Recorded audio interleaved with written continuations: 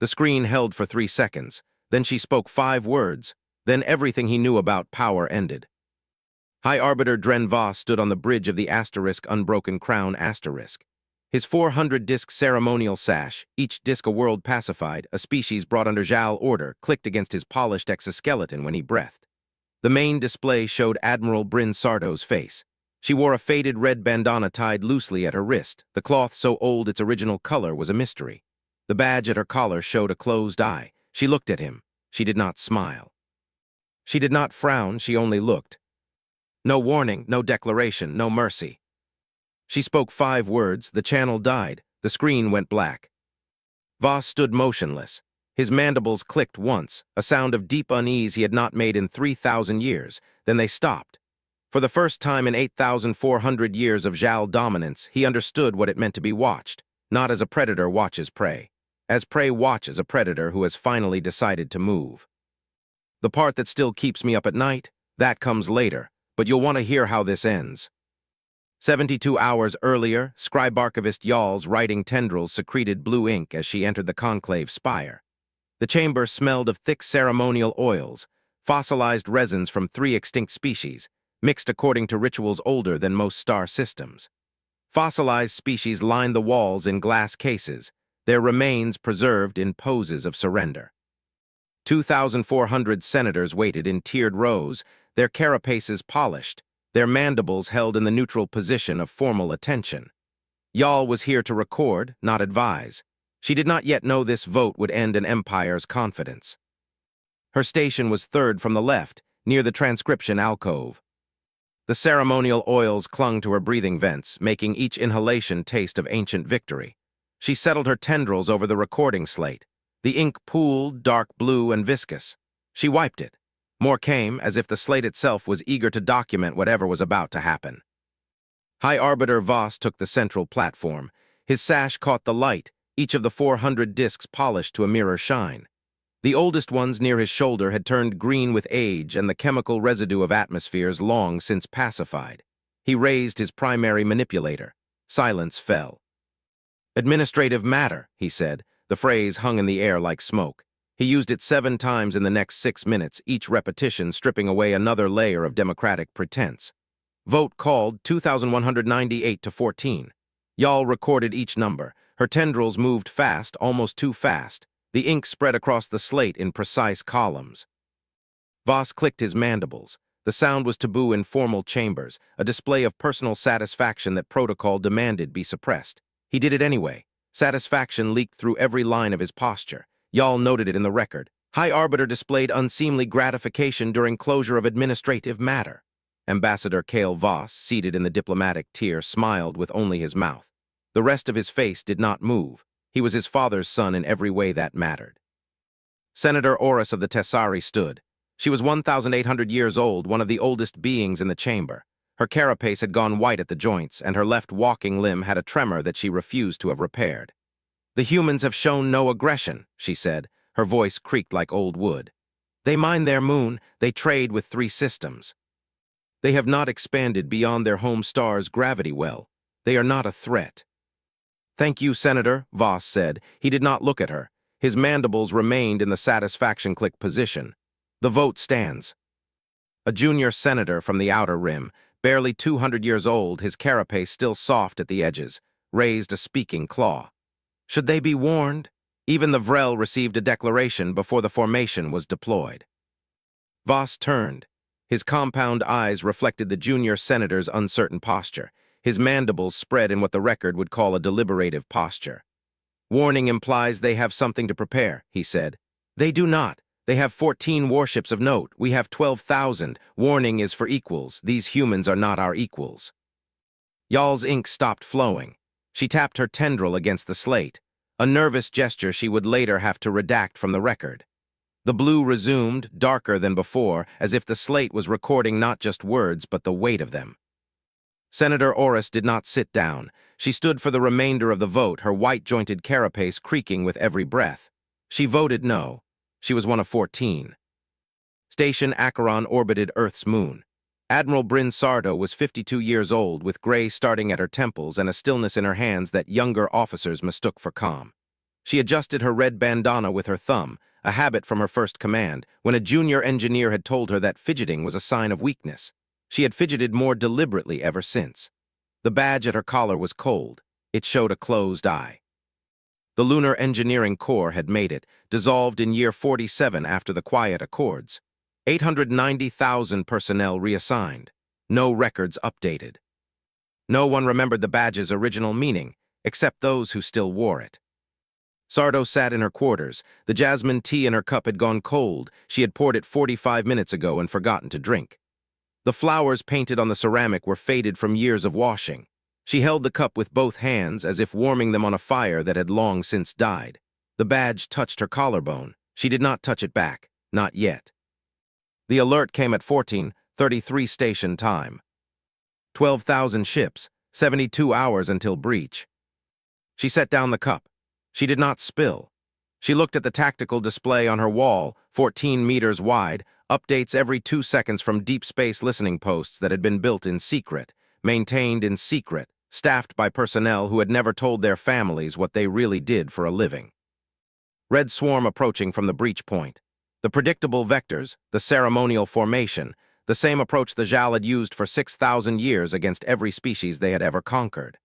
White icons sleeping in 11 systems. Ships that had been built in secret, crews that had trained in simulations so realistic they dreamed of battle at night. Sardo touched the badge, then she stopped. She picked up the cup. The tea was cold. She drank it anyway. The jasmine was barely a memory. "Wake the dream," she said. The words went out on a channel that had been silent for 33 years. It was not encrypted. Encryption could be broken. Instead, it was hidden, woven into civilian traffic, buried in weather reports and shipping manifests and the endless static of human chatter. The message was one word repeated 3 times: Acheron, Acheron, Acheron. Across 11 systems, alarms began to sound. Lieutenant Jorik Vane lost a 14-credit bet when the alert sounded. He had 3 kings. The other pilot, a woman named Chen whose call sign was Ghost because she never spoke in the mess hall, had a straight. Vane laughed, a loud, unguarded sound that made Chen almost smile. The klaxon cut him off before she could. His helmet sat on the bench beside him. Inside it, taped to the visor with a piece of yellowed tape that had been there for 6 years, was a photograph. His daughter's 8th birthday. She held a cake with 1 candle. The other 7 had melted into the frosting because he had lit them too early. Her face was slightly blurred. She had moved when the picture was taken, laughing at something off camera. He had never asked what. Vane was 34. His fighter, the Resolute Asterisk, was 22 years old, older than half the pilots in his squadron. Paint chipped along the nose cone in patterns that looked like constellations. The left thruster rattled on ignition, a sound that mechanics had declared normal for the past 8 years. He strapped in. The hangar bay smelled of fuel and old rubber and the faint electrical ozone of weapons systems powering up. "Hawk Actual ready," he said. His voice was steady. The photograph faced him. He did not look away from it. Sergeant Myra Tallon was 29. She touched her grandfather's compass before the bay doors opened. The needle spun in 0 gravity, pointless, useless, a relic from an Earth that had almost destroyed itself before learning to reach for the stars. She tapped it twice. It settled on north, which meant nothing in space, but she touched it anyway. Her grandfather had carried it across an ocean in 1943, through beaches of blood and cities of rubble. He had told her once, late at night when the memories were bad, that the compass had never failed him. Not once. 240 soldiers waited in the drop bay. Their boots clicked on the metal deck, ceremonial, unnecessary, a tradition from the first lunar landings. Talon's compass was brass. It had crossed an ocean on Earth in 1943. Now it crossed stars. She tapped it one more time. The needle held. The bay doors opened on quiet. The stars had been quiet for 287 years, ever since the first human ship slipped their lunar moorings and found an empty universe. Not quiet anymore. Yal recorded the Senate dismissal. The ceremonial oils thickened as the chamber emptied, congealing on her breathing vents until each inhalation tasted like ancient species ground into paste. She stayed at her station, watching the senators file out. The Tessari contingent moved slowly, their white-jointed limbs stiff with age and anger. The Voss loyalists moved quickly, their mandibles clicking in satisfaction. The 2,198 who had voted yes, the 14 who had voted no. The ink dried on her tendrils. She scraped it off with a small blade, her own, inherited from the previous scribarchivist, who had inherited it from the one before that. The blade was older than the Zhao Dominion. It had recorded the rise of empires and their falls. It had never recorded a vote like this one. A clerk approached, Junior barely out of training, his carapace still soft and glossy. The High Arbiter requires a copy by the 6th hour. He wishes to review the names of the dissenters. Recorded, Yal said. She packed her slate, sealing the ink reservoir with a twist of her tendril.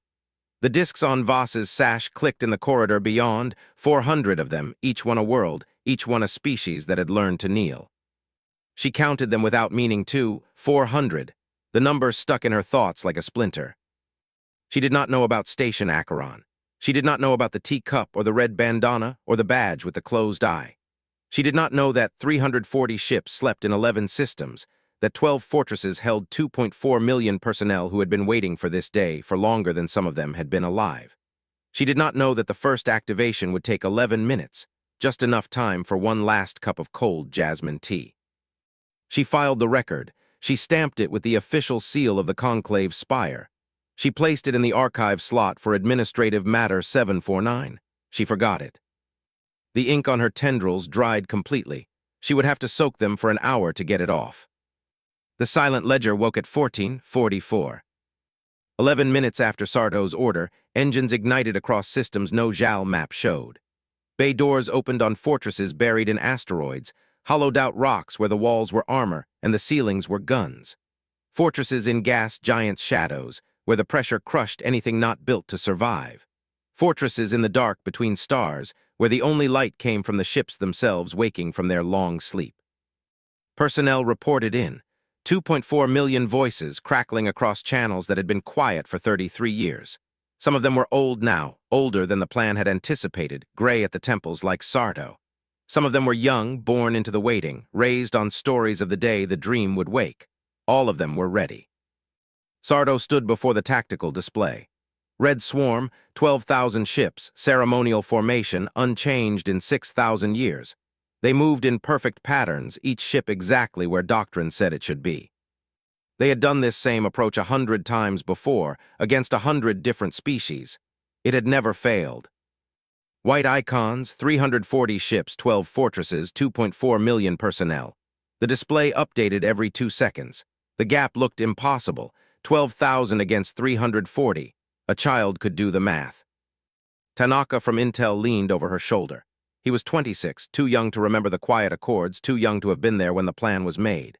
His uniform was too big. He had lost weight in the past 6 months, stress-eating in reverse. The approach vector, he said, pointing at the Red Swarm's path.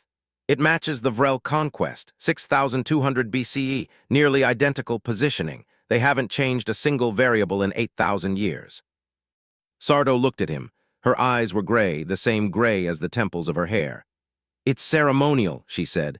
They expect us to watch them arrive. They expect us to be impressed. They expect us to surrender before a single shot is fired. She sipped cold tea. The jasmine flowers on the cup were almost invisible now, faded by years and dishwashers. She set the cup down on its saucer, a precise movement, no rattle, no spill. She looked at the display, 14 meters of red and white. She said nothing for 3 seconds. Then she touched the badge at her collar. The eye was closed. She took her thumb away. She did not adjust her bandana. All ships, she said, form on my mark. Vane's asterisk resolute shook when the engines woke. The left thruster rattled worse than before, a grinding sound that meant something was probably about to break. He noted it for the after-action report he might not live to file. Then he stopped thinking about it. He checked the photograph. His daughter's face was slightly blurred. She had been 8, excited, moving too fast for the old camera he had bought at a lunar bazaar. He had never bought a better one. The blur felt real. His daughter was not a still image. She was movement, laughter, the smell of cake that had taken him 3 tries to bake correctly. He smiled. The hanger fell away, the deck dropping out from under him like a trapdoor. Stars filled the screen, not the gentle stars seen from a planetary surface, but the hard, sharp stars of deep space unwarmed by atmosphere. The carrier group formed around him. 22 ships, old paint, working guns. Hawk lead to all hawks, he said. We are weapons free. I say again, weapons free. If it's red, shoot it. The carrier's guns began to fire, long-range kinetic rounds, each one a rod of tungsten moving fast enough to turn a ship into confetti. Vane watched them go. Then he pushed his throttle forward and followed. Talon's drop bay went dark. The soldiers checked their gear, rifles, armor, breaching charges, medical kits that would probably not be enough. Private Kessler, 22 years old, fresh from training, wrote a letter to his mother on a scrap of paper. His hand shook. The pen left dots where he paused, little black holes of hesitation. He wrote about the food. He wrote about the stars. He wrote that he was fine, that she shouldn't worry, that he would call her when this was over. He did not write about the fear, the cold, crawling thing that had taken up residence in his chest 3 days ago and refused to leave. He signed it Love, your son asterisk. He did not write asterisk goodbye asterisk. The bay doors opened. He dropped the letter. It floated, spinning slowly in the zero gravity, a white rectangle against the darkness. He did not pick it up. He could not. His hands were needed for the rifle. Talon's compass needle spun. She tapped it once. It settled. North, always north, even when north meant nothing. Breachers move, she said. Kessler, you're on my 6. Stay close, stay quiet, stay alive. The boarding craft launched. 71 hours, 4 minutes. The first mine detonated. It was not a large explosion, just a shaped charge, placed exactly where the JAL formation would bring one of their command ships. The mine was old, built 33 years ago by engineers who were now retired or dead. It worked perfectly. The command ship's bridge decompressed. 200 JAL officers died before they knew they were under attack. The second mine detonated 2 seconds later. Then the third. Then the pattern spread like a disease, following vectors the JAL had used themselves for 6 millennia, reversed and reflected back at them. Yal was asleep when it happened. She was on the asterisk unbroken crown asterisk in the archivist quarters 3 decks below the bridge. The ship smelled of recycled air and old oil, the same smell as every JAL vessel, unchanged for thousands of years. She dreamed of recording slates. The ink was endless, dark blue and infinite, flowing across surfaces that stretched forever. In the dream, she was happy. On the bridge, Voss watched the fleet cross the breach point. 12,000 ships in ceremonial formation. The same vectors used against the Vrel, the Orithine, the Silic Concord, the Mourner's fleet, 100 other species whose names had been forgotten by everyone except the archivists. The same display of force that had worked for 6,000 years. His sash felt light, lighter than it should have, as if the discs were somehow less heavy now that he was finally using them. His mandibles rested in the neutral position, the calm before the kill. The mines were not random. They were patterned after JAL vectors, reversed, a mirror image of the formation the JAL had perfected over centuries. The first flash appeared on the forward screen, silent. Then the sound came, delayed, through the hull, a deep, resonant thump that vibrated through Voss's exoskeleton. His grip tightened on the command rail. The metal groaned under his strength. "Report," he said. His voice was steady. The ceremonial tone held for now. The officer's voice cracked. He was young, barely 50, his first deep space posting. "Multiple detonations, high arbiter, the lead ships. They're isolated. The pattern is breaking the formation. We cannot maintain vector integrity." Voss turned. His compound eyes reflected the young officer's fear. "The pattern? What pattern?" The officer's mandibles trembled. "It's ours, High Arbiter. The pattern is ours. The JAL formation reversed. They knew our vectors. They knew our timing. They knew everything." Another flash, then another. The screen showed 12,000 becoming 11,000. The number ticked down, each decrement a ship that had carried JAL citizens, JAL soldiers, JAL children of species brought into the Dominion. Voss watched it. His mandibles clicked once, then stopped. For the first time in 8,400 years, Dren Voss felt fear. Not the abstract fear of political rivals or succession crises. Real fear. The kind that comes from realizing you have walked into a trap you did not even know existed. Vane hit the first isolated ship from above. The Resolute's asterisk guns were old but accurate, kinetic cannons that fired slugs of depleted uranium at velocities that turned armor into vapor. He fired twice. The first slug pierced the JAL vessel's forward shield. The second tore through its bridge. The target broke apart, debris spinning in lazy arcs across his canopy. He did not look at it. He looked at the photograph.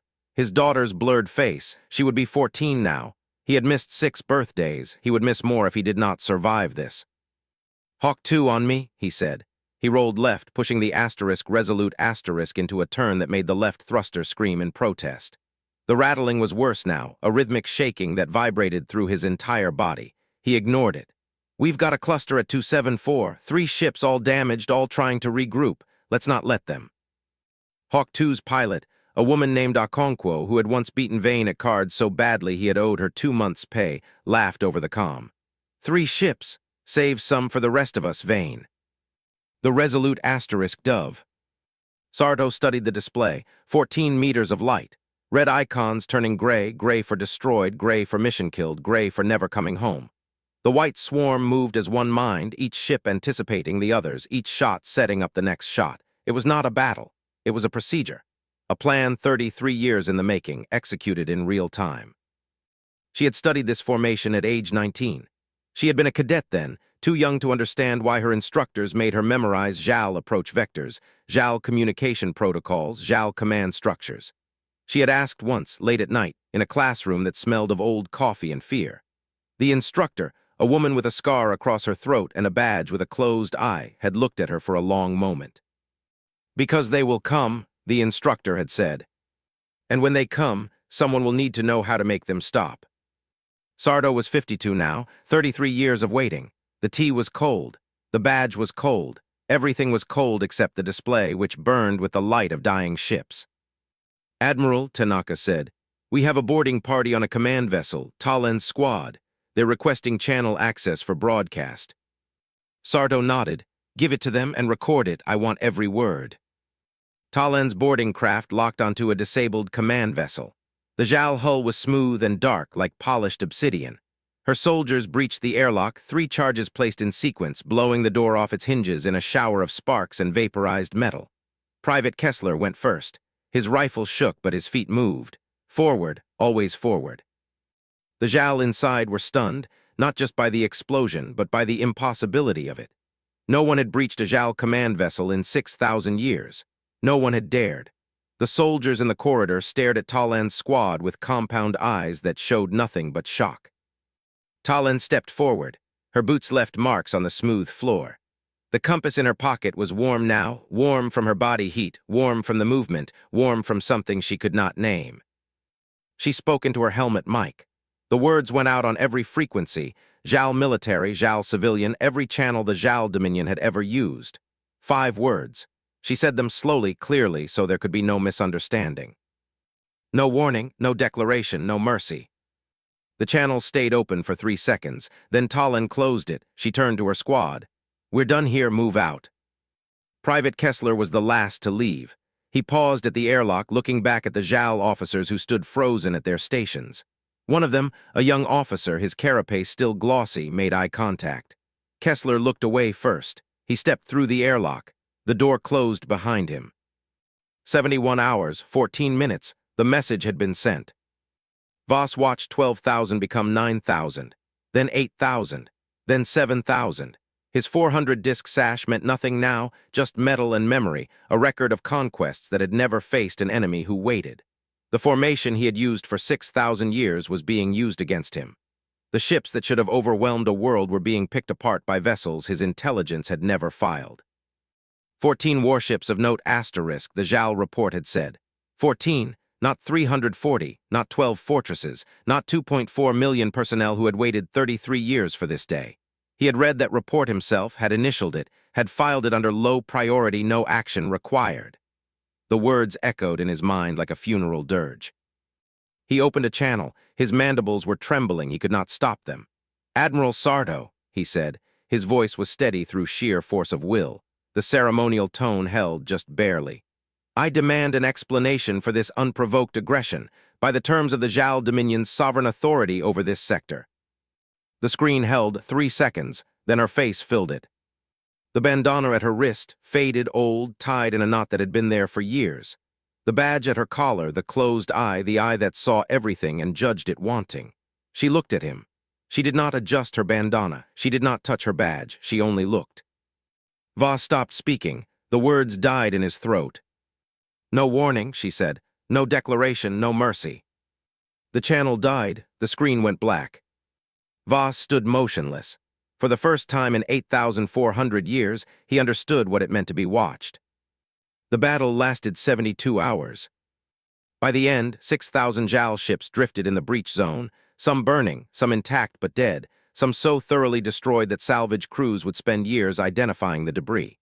The human fleet had lost 47 ships, 890 personnel, among them Private Kessler, who had picked up his rifle and gone forward when every instinct told him to run. He died on the third boarding action, a JAL plasma bolt through his chest. His letter to his mother was still floating somewhere in the drop bay. Someone would find it eventually. Talon survived. Her compass survived.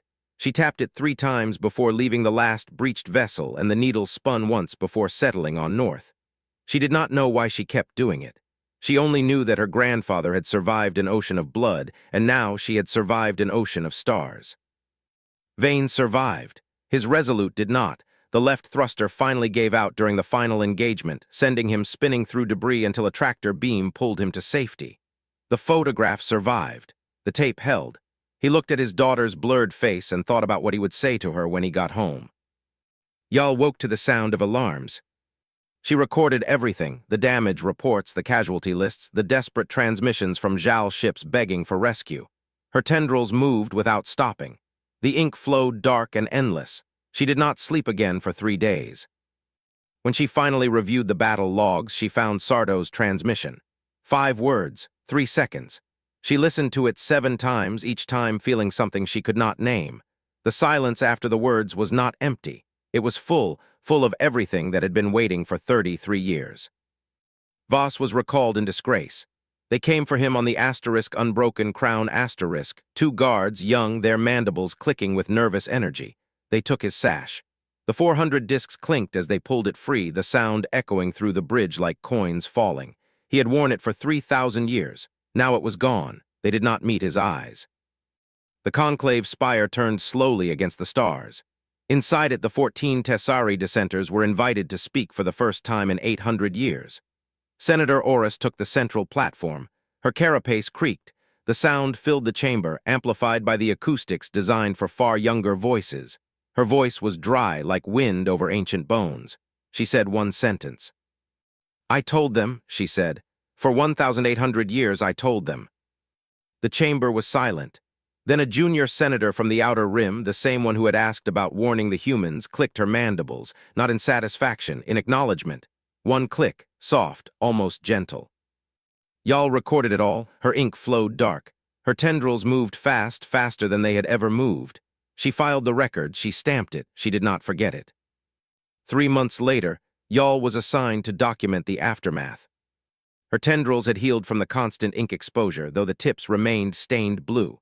She worked in a small office on the conclave spire's 47th level, surrounded by records that no one else would ever read.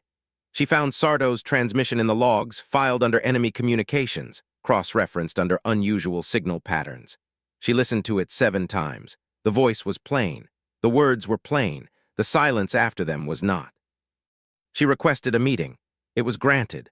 Neutral chamber, gray walls, gray floor, gray light. No ceremonial oils, no fossilized species in glass cases. Just 2 beings sitting across from each other at a table that had seen 1,000 negotiations and resolved none of them. Sardo sat across from her. The red bandana was at her wrist, more faded than before, the fabric now closer to pink than red. The badge was at her collar. The eye was still closed. She looked older than she had on the screen. The waiting had cost her more than years. There were shadows under her eyes that had not been there before, and a stillness in her hands that was not calm but exhaustion. Sardo reached up. She unfastened the badge, 2 small catches, a twist of the clasp. She held it for a moment, looking at the closed eye, the metal warm from her body. Then she extended her hand. Yal's tendril met it. The badge passed from one to the other. "It was cold when I started," Sardo said. "It's warm now, that's what waiting does. It warms the things you hold on to." Yal held the badge. The eye was shut. The metal was warm against her tendril, warm in a way that had nothing to do with temperature. She did not speak. She did not know what to say. She only held the badge and felt the warmth. Sardo stood. She adjusted her bandana with her thumb, a gesture so familiar it had become automatic, like breathing. Then she left. The door closed with a soft hiss. Yal was alone with the badge.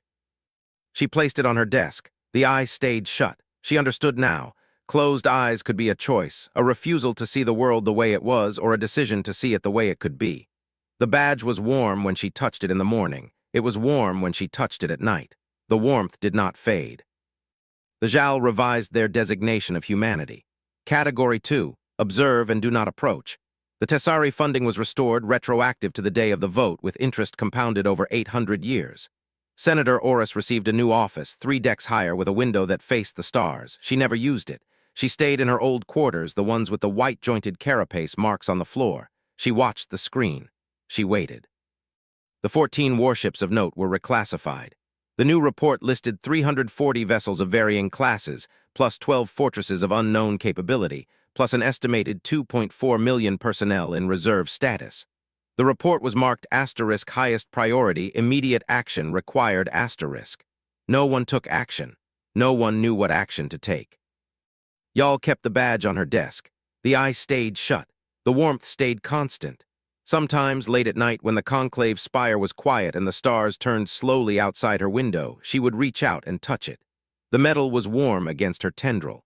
She would hold it for a moment, remembering the voice on the transmission, the 5 words that had ended an empire's confidence. No warning, no declaration, no mercy. She did not know if she admired those words or feared them. She only knew that she could not forget them. The courier ship that had broken formation docked at the conclave spire. No one announced its arrival. No sirens sounded. No officials gathered. It came in silent, engines cut to minimum, running lights extinguished, a ghost against the stars. Old paint, small frame, the kind of ship that was designed to be overlooked.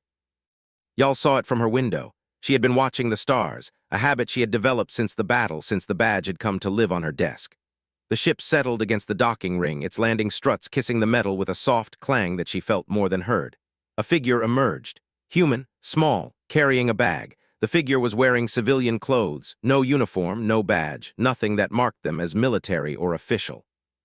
They walked down the boarding ramp, across the docking bay, toward the interior of the spire. No guards stopped them. No alarms sounded. The JAL security systems had been designed to detect ships, weapons, explosives. They had not been designed to detect a single human walking quietly through a docking bay, carrying a bag. Yal watched until the figure disappeared through an interior door. Then she turned to her desk. The badge sat where it always sat, the closed eye reflecting the starlight. She touched it. It was warm. She did not know who the courier was. She did not know what the bag contained. She did not know why no alarms had sounded. But she understood in that moment that the war was not over. The waiting was not over. The dream had not ended. It had only changed shape. Outside her window, the conclave spire turned slowly against the stars.